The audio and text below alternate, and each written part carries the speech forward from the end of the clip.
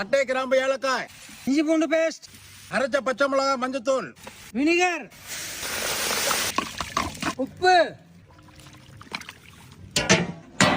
lace,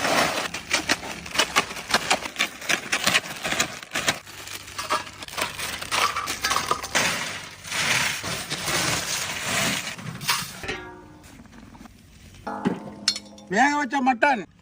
இஞ்சி பூண்டு paste, மிளகாய்த்தூள், கரம் மசாலா, மிளகுத்தூள், ஜீரகத்தூள், tomato sauce, soya sauce, lemon, உப்பு, மைதா, லேஸ்,